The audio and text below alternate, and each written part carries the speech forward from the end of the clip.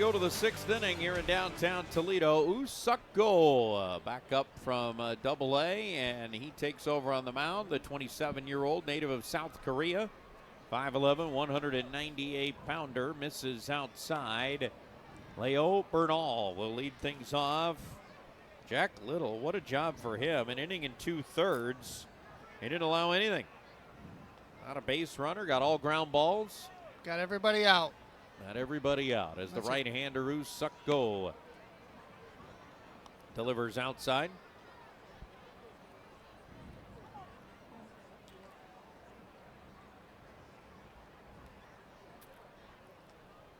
As Bernal waiting on Usako. He'll deliver in there for a strike. Go throws a little harder than you think from his delivery. Really survives on movement. His ball really moves a lot. He's just got to keep his command and stay ahead of hitters. In Erie, as he gets a ground ball up the middle, we'll get to this in a moment. That'll be fielded by the shortstop DeYoung. He'll fire over in time. 6-3. Let's join the third member of our crew, Brad Woznicki. Brad?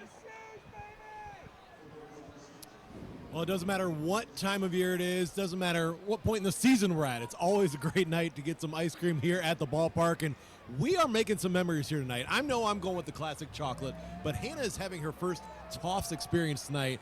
Hannah, what'd you go with, and how you feeling about it? We went with Tilly's Tracks. Normally, if you say peanut butter, I'm in. That's all I heard. And this has these little peanut butter cows in them. So that's what I got. I'd give it a solid like 8.2 out of 10. You're living the good life right now. I mean, we're working you up here, that Northwest Ohio experience. I mean, you got the Toffs Dairy Farm just 45 minutes away. That's going to have to be a trip for you. Yeah, our staff downstairs keeps telling me that I need to go to Cedar Point. Is that what it is? Cedar Point, yes. Okay. I don't do roller coasters. I will not be going. We can argue about it all day long. We argue about this all day long. Well, we can guarantee this. This will not be Hannah's last Toffs experience. I mean, got several options up here. People got to know this is where to get your ice cream. This is where to get your ice cream. And if Toffs is watching this, I'd like to make a request. My favorite ice cream is Cookie Monster. It's blue. Can we make that? Thank you. Just an easy request there from Hannah. I know the request from the broadcast booth now is for Matt and Ron. When do they get their ice cream? Guys, we're working on it. We could bring you some. Yeah, we can stop by over at the glass window. You just tell us what you want. Yeah, so all right, guys, enjoy the game. It's a drive-through window, Brad. So, yes, come on over, and we'll give you our order. Little butter pecan, Rocky Road, either one, combination of both. I'll be good. Yeah, I've always gone with Muddy Sea Salt Slam myself, but pitches will be a little bit low here to Bly Madris. Known the folks over there at Toffs for a lot of years and really wonderful people. Madris 1 for 2. We were talking about Usako. In Erie, okay, so he struggled with the Mud Hens. He gave up 3 earned runs in an inning and a third earlier this year in 2 appearances. He goes down to Erie. 8 appearances, got a .66 ERA.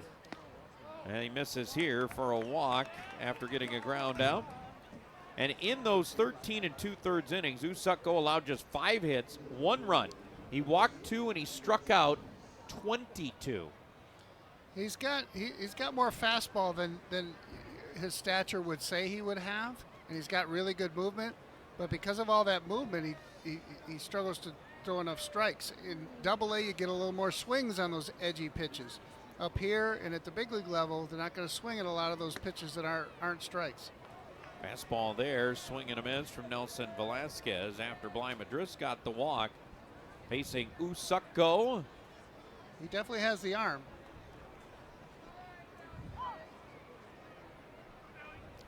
And he works quickly. You see the batter step out because he was ready to go and the hitter wasn't quite ready. Yeah, his fastball operates around 93. Throws a curveball, cutter, splitter for Usako. And he gets the ground ball foul up the third baseline.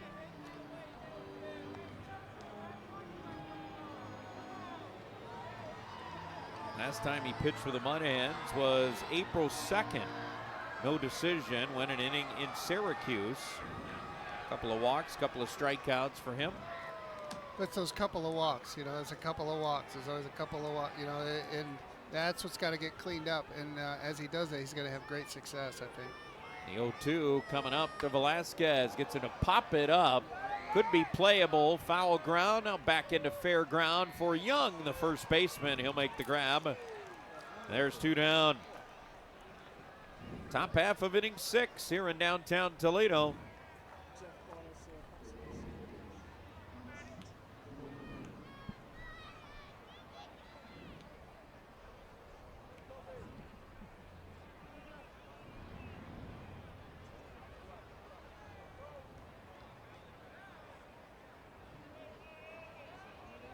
And the first pitch from Usako is outside. Ball 1. Matt Koperniak, 1 for 2, and an infield hit. Last time up. 9-3 ball game. Mud Hens with the lead. Boy, now I kind of want the Tops ice cream, Ron. I don't know what the heck. Yeah, that's tough to pass up, man. That's good stuff right there. That's good living, Matt. Good living. Where is Brad and Hannah with ours? Yeah, a little slow on the delivery. We got to talk about DoorDash. The 2-0 coming up. That one's going to be hit in the air. Shallow center field. Racing in is Clark, and he'll make Villarroel will lead things off against Usako. Comes out for a second inning. He gives up a smash back to the screen for a 1-ball, 1-strike count on Villarroel. Now, I'm going to tell you something, Ron. A little history here. Jim Weber and I, we would keep track during the course of the year. We would always kind of try to guess on the attendance, you know, when we'd have sellouts. So we would guess on the attendance, and we used to keep track of that. But one thing we used to do is we would mark down how many times we had toffs during the course of the year. So this is toffs number 1 of this season. Swinging a foul, backing out of play. So has Brad, you know, when he's subbing in for you with the other guys, have they had? Well, maybe they have. Experience? We'd have to ask Brad. I'm just telling you for when we're in on this. Yeah, there it is. Ron's got his. I got mine going here. By the way, Muddy's sea salt slam. The 1-2 is swung on and fouled down.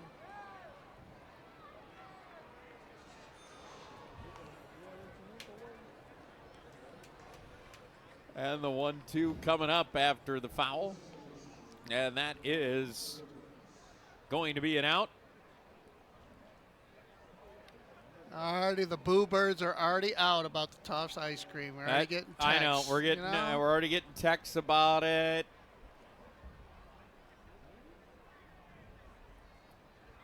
So Villarroel strikes out. And well, when you get above 500, then maybe you get Tops. But you know, 500 ain't getting it done. You know, so I'm just saying. We're gonna get our first challenge of the game, and it was called a strike. And Brian Torres, is gonna be successful on a challenge here in the 7th. 10-3 ball game.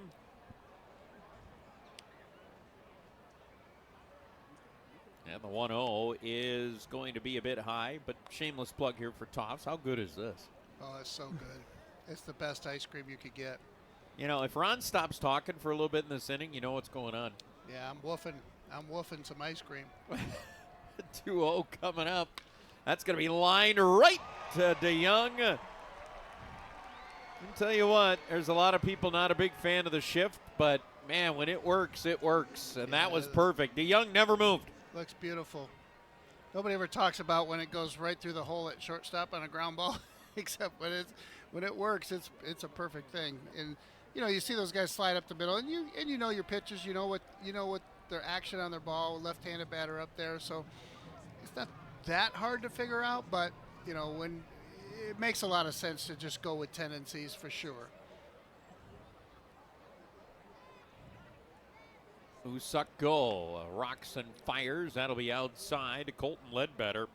And I will say, you know, the game, that part of it has gotten a lot more integrated into the game, but it's always been a part of the game. People have always moved and shifted defensively based on hitter tendencies. But this is where the analytics has really added to the game. It really has. And it, you know, where you look right, over it's all percentages. Yeah, you look over the long haul and you look at the hitting, the spray charts that they have, And come on, why would you be over there playing in the regular shortstop hole when this guy almost never hits a ball there? So you gotta play the odds, you gotta play the percentages, and having that data really does help. And people point to it, oh, there's a shot right where the shortstop would have normally been. Well, yes, it's not all the time that he never hits it there, ever. It's going to happen. Drive to center. Moving to his right is Clark. He's under it. Makes the grab. And a 1-2-3 inning turned in.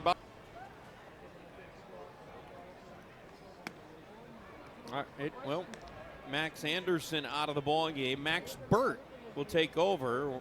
We've really cornered the market on Maxes for the day and this season.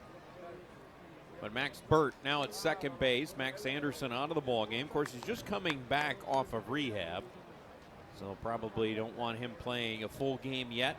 So there's Max Burt taking over at second base. Usako, 2-0 pitch. And that'll be there for a strike as Usako looking to go for a third inning of work tonight. Just needs to keep pounding that strike zone, use all his pitches, keep competing. No free passes, make them hit their way on the base. And a foul backing out of play off the bat of Blaze Jordan. Jordan, Crooks, and Bernal. It's a really good role here for Go. 8 innings in this mid-range, that setup kind of role. He's got good stuff, got good velocity, better than you think. It's just about the command. You don't want to give any free passes. Just keep making guys swing the bats. A lot of contact, pitch to contact. Get the occasional strikeout when you can get it, but pitch to contact and get those quick outs. And the 3-2. That one's going to be hit in the air to left field. Talking about weak contact. That one just kind of a floater out there. Gentry backed up a step. He makes the grab, and Usako, after his one-out walk to Bly Madris, has set down 6 consecutive.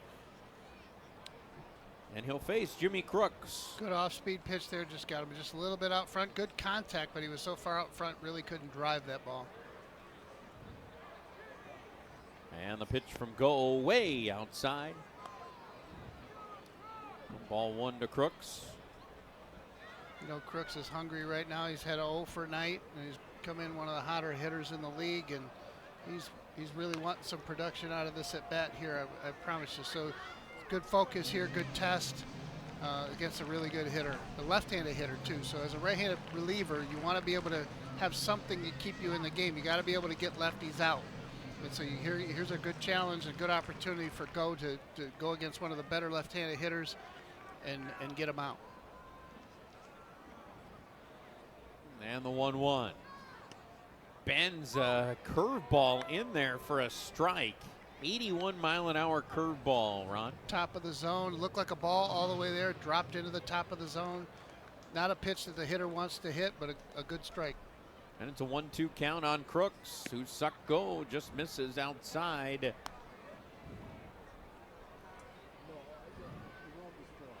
A 10-3 ball game. Mud Hens with the lead. 2-2 coming up. Go ready. He'll go with that curveball. It's driven high in the air to center. Backing up is Clark. A couple of steps in front of the warning track. He'll make the grab. And again, he went with that high curveball that gets the out. Yeah, not an easy pitch to handle, that high off-speed pitch. It's a strike, top of the strike zone, and you really got to climb up there to get it. And it's just really tough pitch to drive for a lefty that likes that ball down and in. Tigers leading their game bottom 6 by a count of 3-1 at Kansas City. Pitch will be outside. Cater Montero started that contest. Ron? Cater's done a nice job for him. Yeah, he has 6 innings tonight, 3 hits, 1 run, a walk, and 4 Ks for Montero. Big swing and a miss. Well, we talked about it when he was here at the beginning of the year. He's their number 6. He's going to pitch in the big league level, probably more times than he'll pitch in the minors this year, Yep. and it's been the case so far. And if you get the injuries that they got to their rotation right now, you're going to get multiple opportunities to establish yourself there. And maybe some of those guys come back, maybe they don't. And before you know it, you're there all year and you got 25 starts under your belt. Take a look at this one again as it went right back off of the umpire's mask on that foul ball from Leo Bernal. Bernal is 0 for 3. Look at our home plate umpire, Joe McCarty. And the pitch low and outside. 2 balls, 2 strikes on Bernal. They got all that padding on that mask, and those masks are strong and they can hold up, but I don't care. Something going 105 mile an hour off your face is still a jolt. Yeah, that'll be jarring, no doubt. 2-2. Lined towards right. That's going to squeeze down and head towards the corner. Malgiri going to get there to cut it off. Bernal, though, hustling, and he'll get into second. 2-out double. And Memphis has a base runner with 2 down here in the 8th inning. Bly Madris coming to the plate. Well, they haven't had their best game defensively or on the mound tonight. You can see those quality bats throughout this Memphis lineup. They get pitches in the middle of the zone. Almost all of them have hit them fairly hard. So congrats, Mud Hens have stayed out of trouble.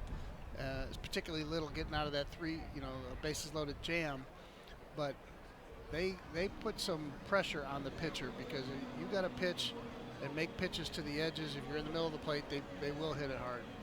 And here we go. Pitching coach Doug Bachler coming out for a chat. No mound visit for the Mud Hens. We're going to get some action up. Matt Seelinger is going to head down to the bullpen for the Mud Hens. He heads down there. Look at Matt Seelinger getting ready to go. Usako's thrown 45 pitches.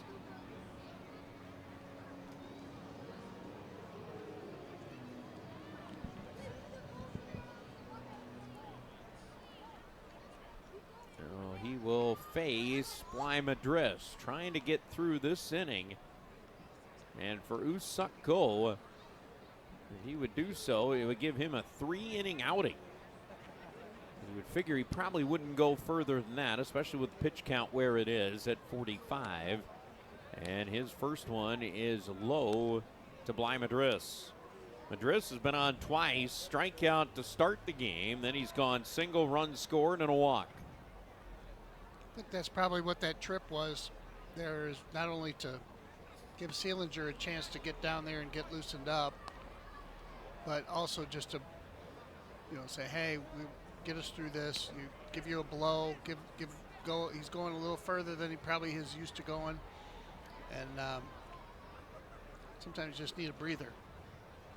1-1 on its way. Papa. This should get him out of the inning. Third baseman Workman on the call. He's got the grab, and Usako.